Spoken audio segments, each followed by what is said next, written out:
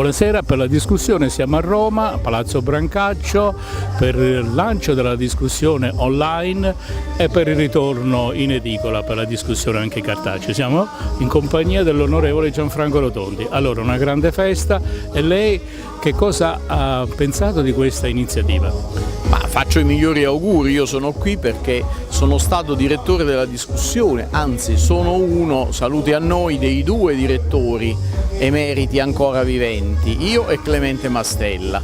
Mastella ha disertato, io sono qui perché per chi ha fatto il giornalista e il direttore di giornale le testate sono creature, per cui accompagno questa creatura che si rimette in cammino con delicatezza ed affetto e sono sicuro che farà ancora tante cose belle e importanti per il dibattito civile del nostro Paese. Il direttore Giampiero Catone ha parlato di un giornale delle famiglie, dell'Italia, della comunità, un giornale moderato che però ha grandi ambizioni nel dare notizie e nel fare e creare anche inserti e avvenimenti giornalistici. Lei che consiglio potrebbe dare? Io ho già diretto il giornale 20 anni fa e quando tu esci da un giornale da direttore consigli non ne devi dare più. Oltretutto Catone non ha bisogno di consigli perché è un pezzo di storia, può piacere o no, ma Giampiero Catone è un pezzo di storia della Democrazia Cristiana.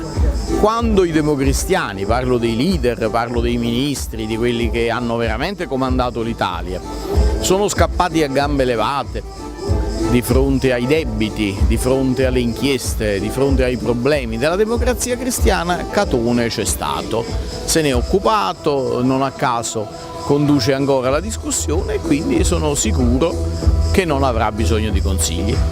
È stato letto anche il messaggio del Presidente del Premier Giuseppe Conte, lei ha apprezzato?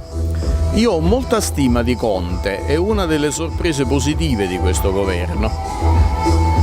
Lei è stato eletto in Abruzzo, una riflessione sull'Abruzzo. Io sono stato ospitato in Abruzzo per la generosità dei dirigenti di Forza Italia che hanno messo a disposizione un seggio che apparteneva a loro di chi? Di un amico di Silvio Berlusconi che è rimasto sempre fedele a lui per un quarto di secolo.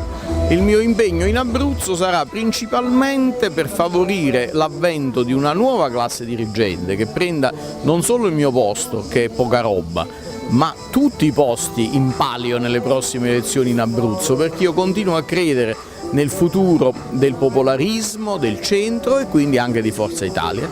Bene, un auspicio per la discussione?